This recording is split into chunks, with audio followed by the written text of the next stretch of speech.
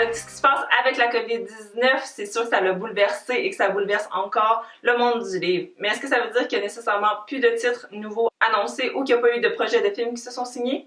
Pas nécessairement. J'ai énormément de nouvelles pour vous aujourd'hui, donc je vous invite à regarder ce qui suit si vous voulez avoir les derniers scoops, mais également avoir une idée de ce à quoi vont ressembler les bibliothèques post-COVID. Alors comme d'habitude, je vais commencer avec les nouveaux titres annoncés. Donc il n'y en a pas vraiment eu beaucoup au Québec parce qu'on est encore un petit peu timide. Il y en a certains qui ont été repoussés, d'autres qui sont sur attente. Alors c'est sûr que quand la nouvelle qu'un nouveau livre de Twilight allait sortir, c'est sûr que ça a secoué vraiment beaucoup de monde. En effet, presque 12 ans après la sortie du premier tome, Midnight Sun va se trouver à être une réécriture du premier roman, mais du point de vue de Twilight. Et ça devrait être disponible à partir du 4 août. Comme deuxième nouvelle, j'avais l'adaptation The End and Other Beginnings par Veronica Roth, qu'on a connue notamment pour avoir écrit la série Divergence. On va voir la traduction en français de ce recueil de nouvelles-là, qui sont vraiment des nouvelles futuristiques à la Black Mirror. Je suis encore super bien placée pour vous recommander cette lecture-là parce que j'ai seulement lu une nouvelle et demie environ. Jusqu'à présent, je le trouvais bien, mais j'ai hâte de continuer avec la suite.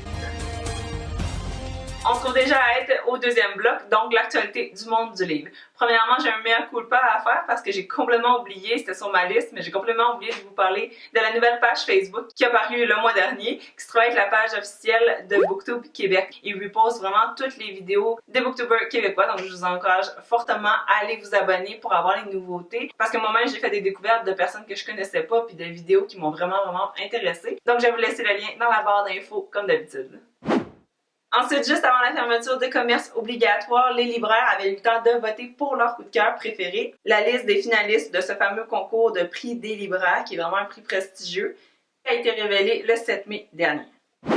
Ensuite, la prochaine nouvelle concerne les salons du livre. Donc, bien entendu, celui du Saguenay et celui de l'Estrie ont été annulés. Donc, c'est malheureux parce que ça représente vraiment un très gros pourcentage de revenus des maisons d'édition qui, en ce moment, ont vraiment beaucoup de misère. Mais malheureusement, on comprend avec le contexte actuel qui demande à ce qu'on soit tous à 2 mètres et qu'il n'y ait pas de rassemblement. Pour ce qui est du salon du livre de Montréal, il n'y a eu encore rien qui a été officiellement annoncé. Donc, personnellement, je garde un mince espoir, même si j'imagine qu'il va suivre la vague des autres. Mais tant que c'est pas officiel, moi, j'y crois pas. Donc j'espère vraiment que la situation va s'améliorer puis que fin novembre, il va y avoir une possibilité. Ma prochaine nouvelle concerne les bibliothèques. Donc on est en train de voir en ce moment comment on pourrait les réouvrir tout en respectant toutes les normes de sécurité. Il y a eu quelques bibliothèques de certaines municipalités qui ont commencé à essayer un nouveau concept. Alors, comment ça se passerait? Ce serait que les citoyens iraient en ligne dans le catalogue réserver les titres qui les intéressent. Puis ensuite, ils seraient appelés par les commis en bibliothèque pour fixer une heure de rendez-vous pour aller les chercher. Il y aurait toujours la distance de 2 mètres qui serait respectée parce que les livres véhiculeraient par une chute. Puis quand les usagers ramènent les livres, ils seraient alors en quarantaine pendant 48 heures. Donc, je trouve ça un peu plate à cause que ça enlève un peu le but de se promener puis parcourir les bibliothèques, voir qu'est-ce qu'il y a, au lieu que ce soit tout virtuel parce que c'est complètement différent, je trouve, comme expérience. Mais en même temps, je comprends que si c'est la seule manière que les bibliothèques puissent réouvrir, recommencer à travailler, recommencer à donner des titres disponibles, c'est parfait. On va prendre qu'est-ce qu'on peut.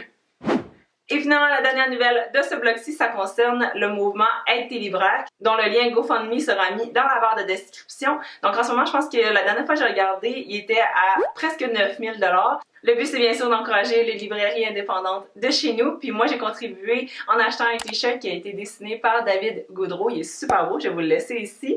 J'espère le recevoir avant aujourd'hui, mais je ne l'ai pas encore. Et j'ai hâte de vous montrer une photo quand je vais pouvoir enfin le porter. Et cette initiative-là, en lien avec la compagnie Akaba, je pense que je me trompe pas, je vais laisser le logo juste ici, bénéficier à la cause puisqu'il remettait 10 $ par t-shirt vendu. On est finalement rendu au dernier volet qui se trouve être adaptation et j'ai plein de nouvelles pour vous. Donc, je vais les faire défiler rapidement juste ici. Premièrement, le livre du 4e Hunger Games qui se trouve être un prequel avec le président Snow quand il était plus jeune a déjà été annoncé pour être un film puisque Lionsgate l'a confirmé ce mois-ci. Ensuite, à tous les fans de Percy Jackson, il va y avoir une adaptation sur Disney+ qui a été annoncée. Donc, l'auteur Rick Riordan a confirmé qu'il allait faire partie du projet. On ne sait pas exactement c'est quoi son implication, mais il va avoir un droit de regard, ce qui est toujours un bon signe.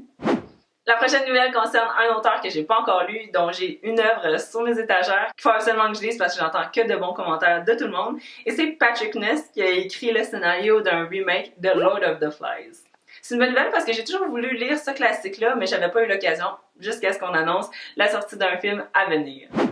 La prochaine annonce va ravir tous les fans de Cassandra Clare puisqu'il a été annoncé par BBC qu'il y aurait une série sur The Infernal Devices. Pour ceux qui ne sont pas familiers avec la série, il y a déjà eu une série télévision et un film sur The Mortal Instrument.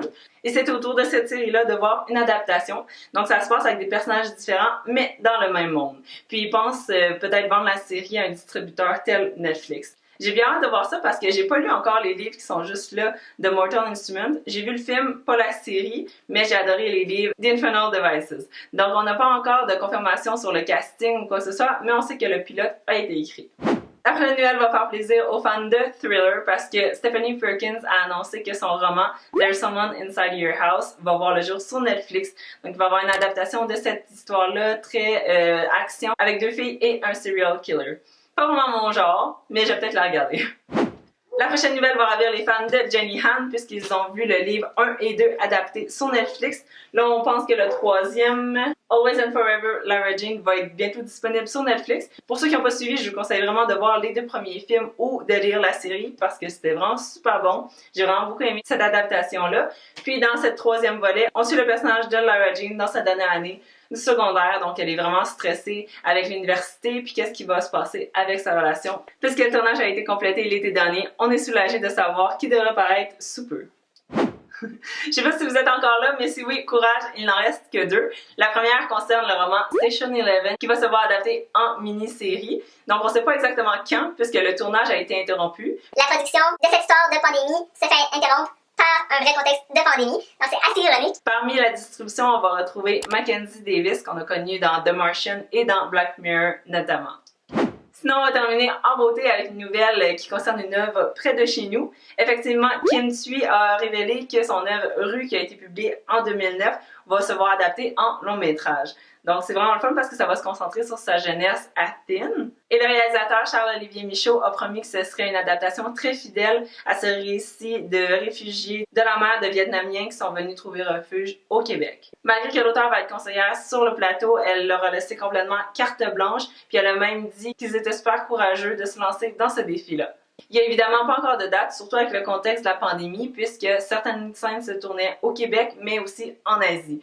Donc, ça va être à suivre. Alors, c'est finalement tout pour ma chronique Nouvelles littéraires. J'espère qu'elle vous a plu. Likez-la si c'est le cas.